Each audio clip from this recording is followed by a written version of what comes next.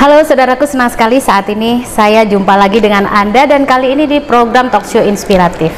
Dan ada tamu kita yang luar biasa, Bapak Daniel Rohi. Siap. Nah, kali ini ada satu hal yang sangat penting untuk kita ketahui bersama, yaitu program calon gubernur kita, Ibu Risma dan Gus Han. Seperti apa sih untuk masyarakat Jawa Timur? Kita akan tanya detail kepada Bang Daniel Rohi seperti apa. Nanti ikuti acara ini, jangan lupa like, subscribe, dan juga share kemana-mana supaya seluruh masyarakat Jawa Timur tahu inilah program terbaik calon gubernur kita.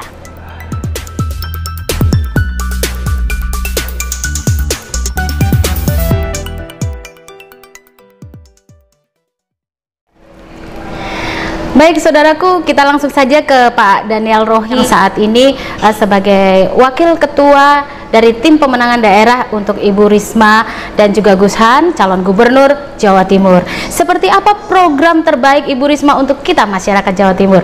Pak Daniel Rohi, mungkin bisa sharing nih ke teman-teman, apa sih program Ibu Risma untuk kami masyarakat? Oke, terima kasih Mbak Wulan. Selamat malam, senang bertemu dengan pemirsa. Bu Risma dan Gus Hans adalah calon gubernur dan wakil gubernur Jawa Timur. Untuk memahami program Bu Risma dan juga Gus Hans, kita mulai dengan memahami visi dan misi. Siap. Adapun yang menjadi visi dari Bu Risma adalah Jatim Resik, mewujudkan masyarakat adil, makmur, dan berkeadaban. Apa itu Jatim Resik? Adalah Jatim yang transformatif. Resik. Resik itu artinya bersih. Berubah dari satu kondisi yang tidak baik menjadi baik, dari kotor menjadi bersih, dari sesuatu yang belum maju menjadi maju. Jadi resik itu mewakili kata transformatif. Bahwa untuk supaya Jawa Timur yang dinamis ini terus maju, maka perubahan itu menjadi kata kunci.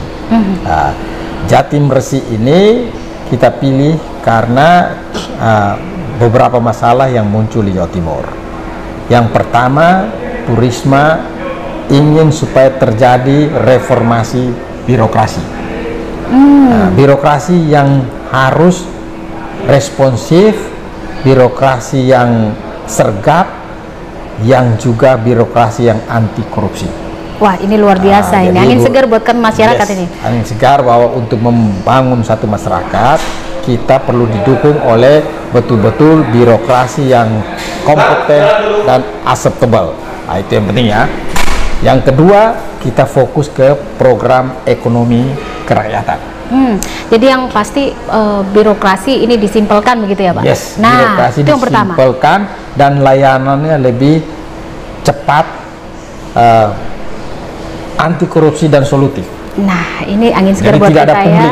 Wah, luar biasa. Pelayanannya cepat.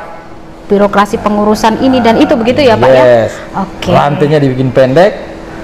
Masyarakat harus puas, customer satisfaction, karena memang intinya birokrasi itu adalah birokrasi yang melayani masyarakat.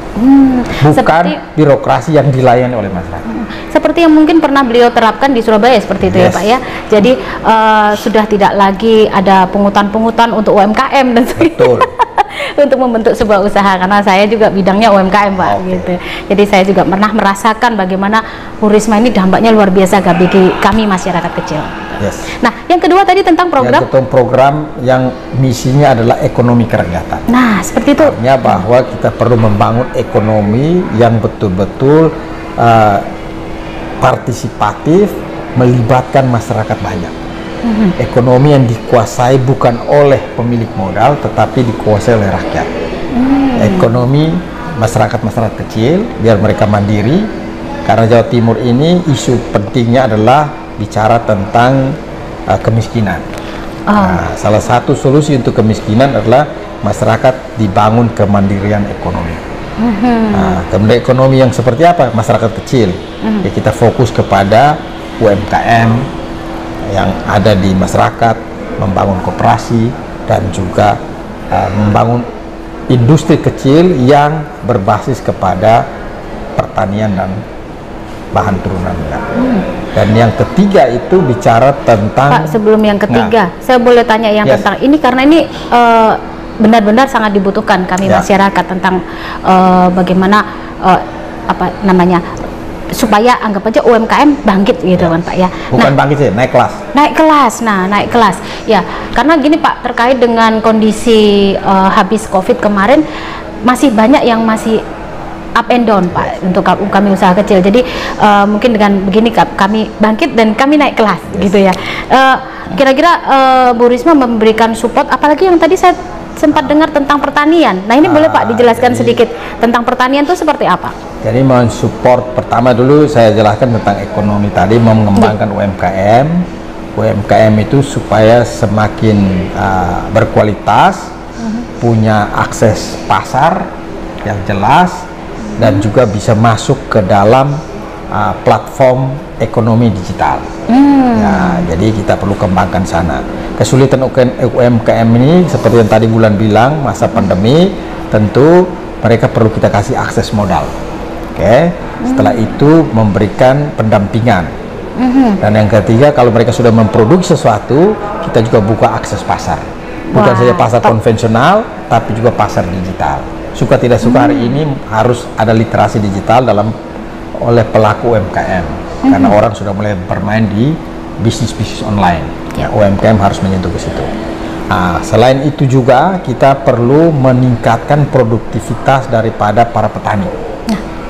Masalah utama kita dalam petani di Indonesia ini, khususnya di Jawa Timur ini kan lumbung pangan. Untuk mempertahankan Jawa Timur sebagai lumbung pangan, kita memproduksi 1 tahun itu surplus padi sekitar 3 juta ton. Kita harus pertahankan itu. Salah satu masalah utama dari petani adalah pupuk. Oleh sebab itu kita tawarkan program akan memberikan bantuan langsung tunai untuk petani bisa beli pupuk. Kenapa kita tidak memberi pupuk bersubsidi kepada petani, tapi kita bantu uang? Karena selama ini yang terjadi adalah ketika ada pupuk bersubsidi, harganya memang murah, dialokasikan kepada petani. Tapi karena ada permainan di dalam distribusi pupuk, ketika petani memerlukan pupuk itu menjadi langka dan masyarakat tidak bisa dapat pupuk. Kita balik, tidak usah kita jangan kasih pupuk, tapi kita kasih uang. Dengan uang yang ada ini dia akan belikan pupuk sendiri. Ya, toh? Sehingga pupuk yang tersedia walaupun mahal nanti dia bisa beli karena kita bantu. Daripada ada uang tapi barangnya nggak ada, mending ada uang walaupun mahal dia bisa beli. Oleh sebab itu solusinya adalah petani diberikan bantuan tunai untuk membeli pupuk. Dan ini menjadi masalah yang harus kita benar-benar seriusi. Jadi ini semangat sekali nih petani dan juga termasuk perkebunan. Nelayan juga kita kasih. Oh, nelayan juga Pak. Nelayan yang kita kasih apa? Bantuan tunai untuk solar. Solar ya. Mereka pergi melaut, mereka perlu BBM. Kita memberikan bantuan supaya mereka bisa solar ya. Dapat membeli solar dengan harga yang bisa terjangkau karena ada bantuan dari pemerintah. Seperti kayak motornya, apanya itu apakah bisa juga mereka sudah punya. Tapi kan yang problem hari ini kan hari-hari mereka butuh solar dan bahan bakar supaya bisa mereka melaut. Bahan bakar ini yang kita subsidi. Kita berikan bantuan langsung. Ini mungkin bisa didengar nih karena teman-teman kita dari yang mendukung Ibu Risma banyak juga dari nelayan. Ini Pak, khususnya karena sebagian besar Gresik, Tuban. Sebagian besar masyarakat Jawa Timur ini kan. Jadi kita ini tidak hanya petani, tapi petani juga tuh sudah termasuk nelayan. Bahkan para petambak pun kita kasih. Petambak juga. Karena petambak butuh pupuk.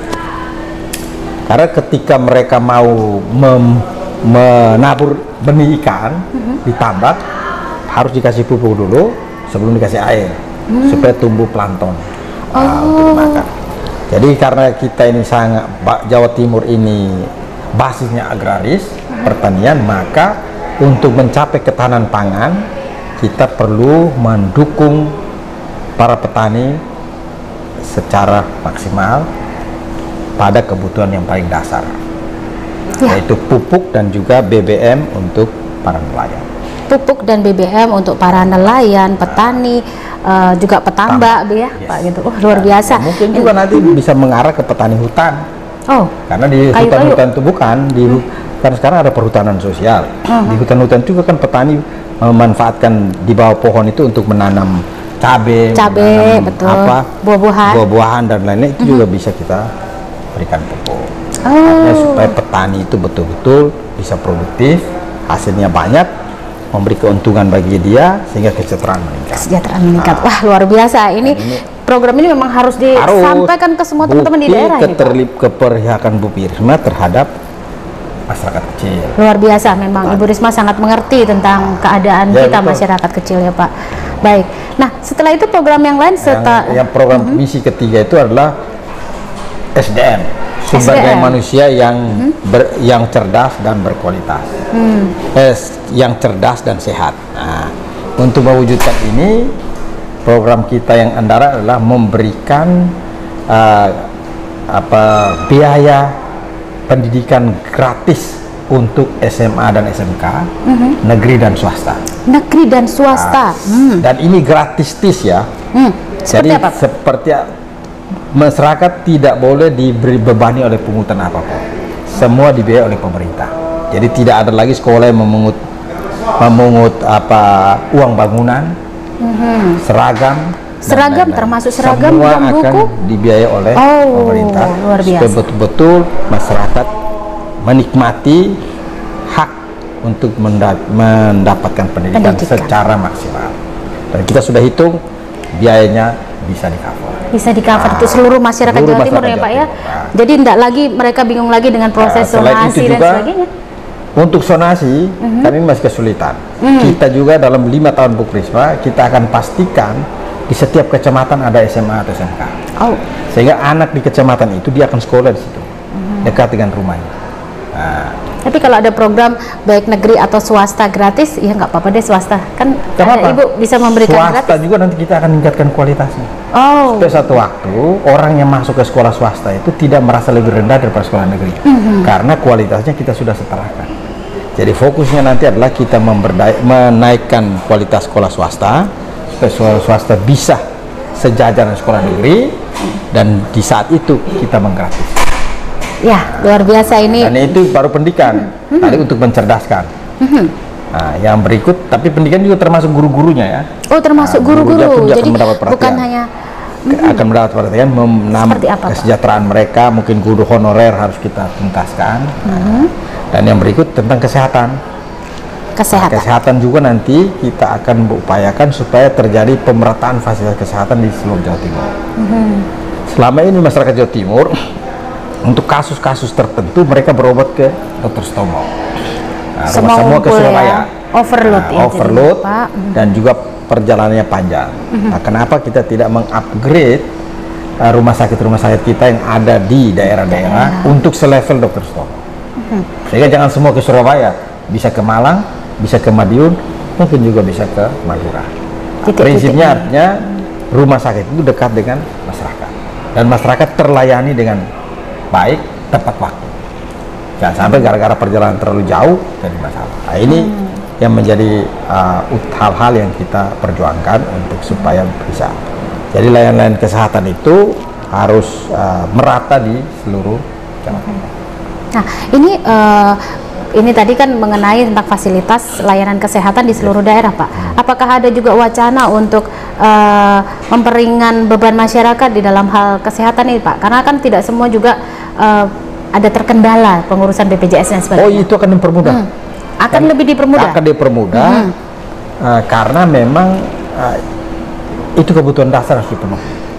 Oleh sebab itu jangan sampai orang karena sakit tidak bisa diatasi gara-gara dia tidak punya uang, gara-gara dia tidak punya BPJS. Oleh sebab itu kita akan memantau, meningkatkan jumlah supaya semua masyarakat Jawa Timur betul-betul mendapatkan fasilitas itu. Termasuk juga sampai kita menghitung bahwa dalam satu desa itu harus ada dokter. Dokter yang standby di desa-desa sesuai dengan jumlah penduduk. Itu yang menjadi fokus kita juga. Iya, baik. Ini luar biasa, berarti bisa sampai ke seluruh pedesaan, ya, Pak, ya? Jadi nggak harus semuanya kalau sakit. Istilah kita itu kesehatan yang merata. Merata, terjangkau. Luar biasa. Ini penting karena itu kebutuhan dasar. Ya. Kita sudah lama merdeka masih urus kesehatan ini tidak bisa. Nah, ini menjadi komitmen. Jangan sampai orang menjadi terkendala gara-gara dia susah mendapatkan akses kesehatan. Nah, inilah misi dari Bu Risma untuk membentuk sumber daya manusia yang cerdas dan sehat. Sekolah harus bagus, kesehatan juga harus bagus. Ekonomi juga pasti Ekonomi akan harus bagus. bagus. Nah, sehingga apa? Kita bisa menyongsong Indonesia Emas 2045. 2045. Nah, masyarakat Jawa Timur masyarakat yang cerdas, masyarakat yang sehat, dan masyarakat yang sejahtera. Iya. Jadi memang wayai resik-resik Jawa Timur, dan bersama masyarakat kita akan wujudkan mimpi kita Jawa Timur yang bersih bersama Ibu Risma dan Gus. Lagi, boleh silakan. Program yang keempat itu I itu infrastruktur. Jadi kita pastikan bahwa salah satu instrumen untuk mewujudkan kesejahteraan Jawa Timur ini punya masalah di kesenjangan ekonomi.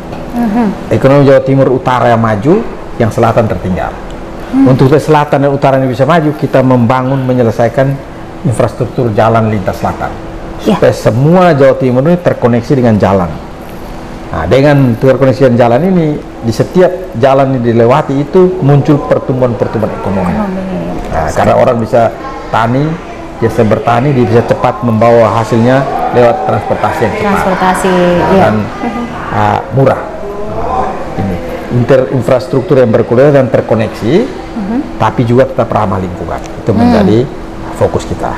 Nah, dari yang paling terakhir sekali, yaitu kita mewujudkan kesejahteraan sosial dan pemajuan budaya.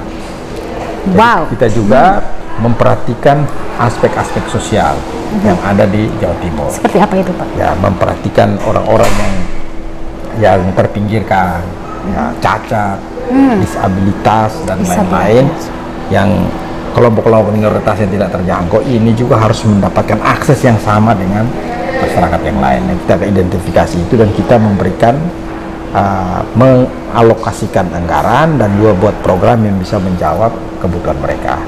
Dan tentang budaya tadi? Budaya ini kita melihat bahwa Jawa Timur ini kaya dengan ragam budaya. Budaya-budaya tradisional kita ini masih belum mendapatkan perhatian yang serius.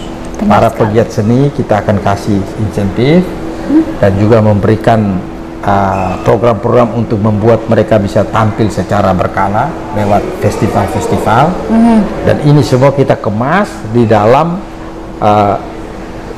di dalam aktivitas wisata, sehingga Jawa Timur ini kita punya tidak saja wisata alam, tapi kita punya wisata budaya yang ujungnya adalah memberikan dampak ekonomi bagi masyarakat. Semua masyarakat. Wow, luar biasa ini. 5 poin resi ini, jadi kalau bulan mulai poin pertama sampai kelima itu kalau digabung jadi resi.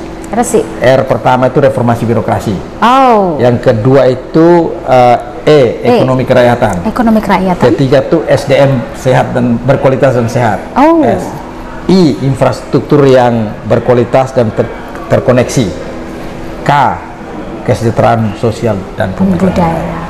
Kalau 5 poin ini dicapai, maka visinya tercapai. Jatim resik demi mewujudkan masyarakat yang adil, sejahtera, dan berkeadaban. Amin, amin. Dan Bu Risma mampu melaksanakan itu. Kenapa? Karena Bu Risma berpengalaman.